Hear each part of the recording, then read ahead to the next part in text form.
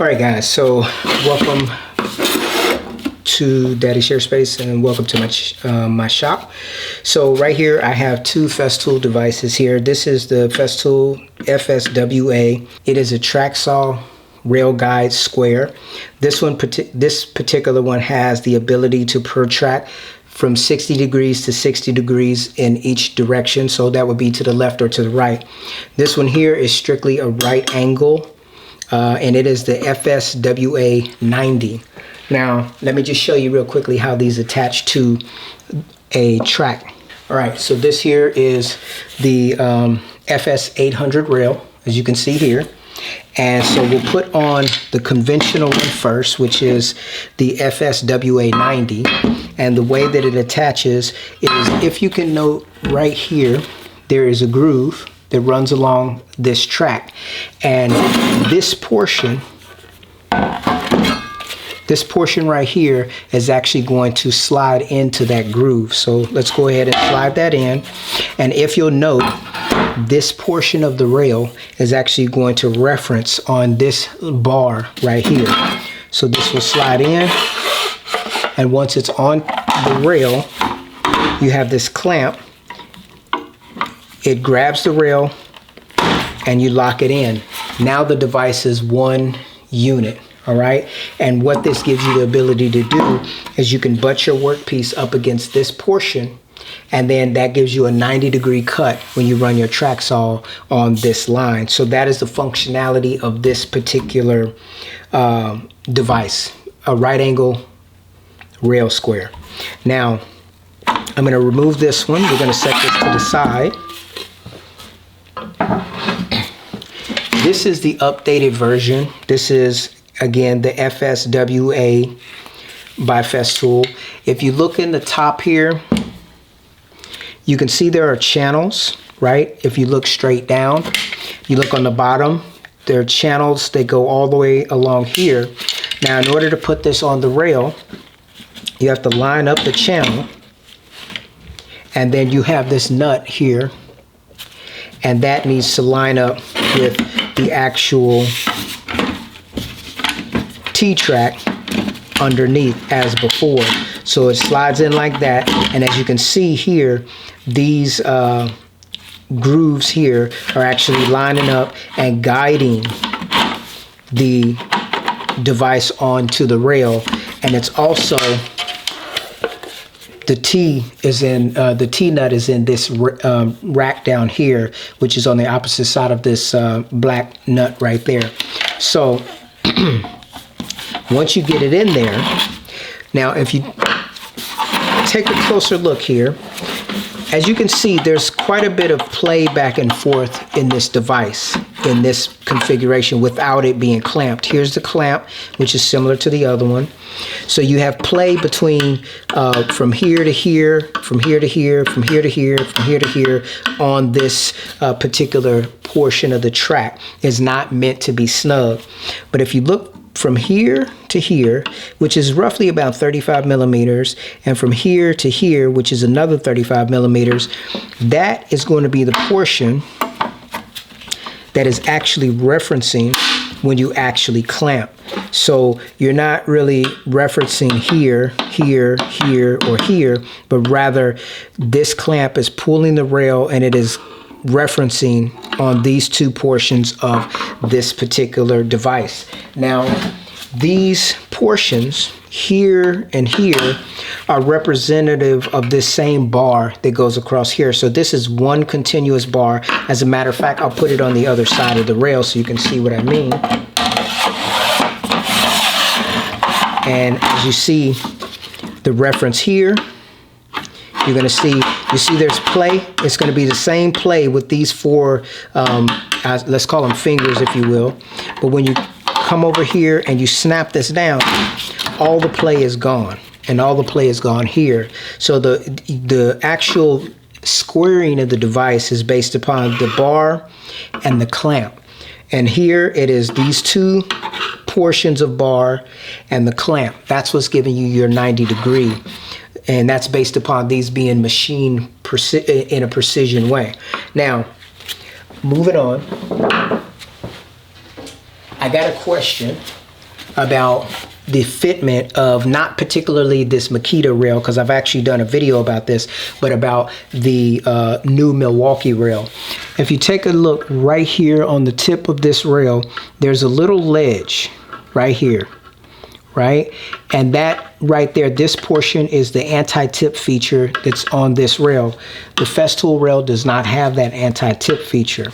Now, when you reference these two devices, or this device, it has to, it's actually going to grab at this portion of the channel, but this other portion will actually wrap around this, this anti-tip. So based upon the information that the other person gave me, because I do not have a Milwaukee track saw or a Milwaukee rail here in the shop, they said that this portion here was, I want to say, I may be wrong, but about 18.4 mil. So let me see if I can find my caliper. Now this is just a Husky caliper that I got from Home Depot, so the accuracy, you know, could be somewhat in question. So we're going to turn that on, and what we're going to measure is the edge of this rail over to this portion here. And so we're going to zero it out, which we're at 0, and when I put it on here and I snug it up, we're looking at 19.2 is the distance between this edge over to the anti-tip. Now, so what that means is if I wanted to put this FS guide onto this rail, let me take this off real quick. The distance in this channel needs to be less than the distance between this edge and this edge here in order for it to fit properly. If it ends up binding in here, then it's going to alter the reference between this portion here, these two portions here, and also this clamp, right? Which, if it doesn't fit properly, and you know, when I say properly, these finger areas actually fit loosely on this channel, so they do not interfere with the actual referencing of this when it is actually being connected to the rail.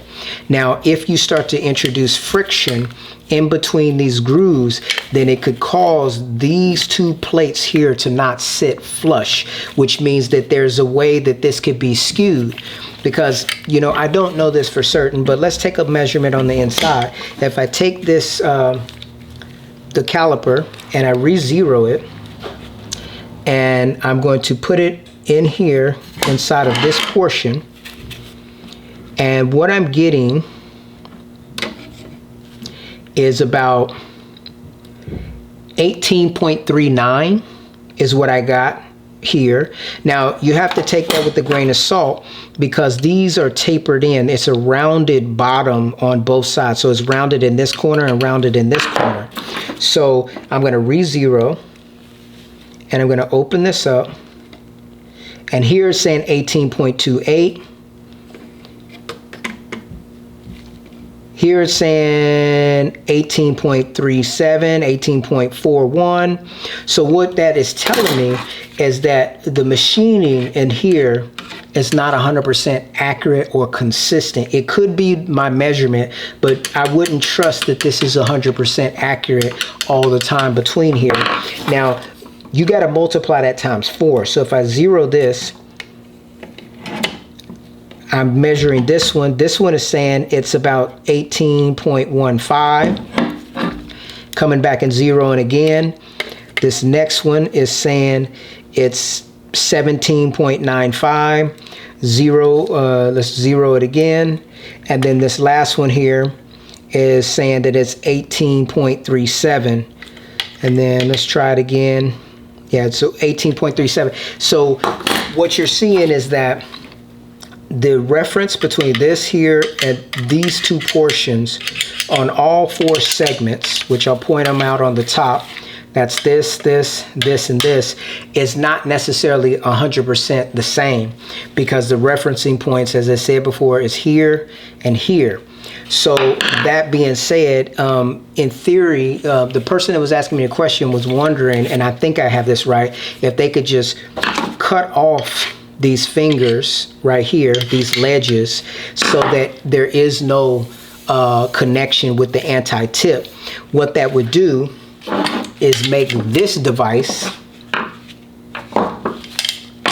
essentially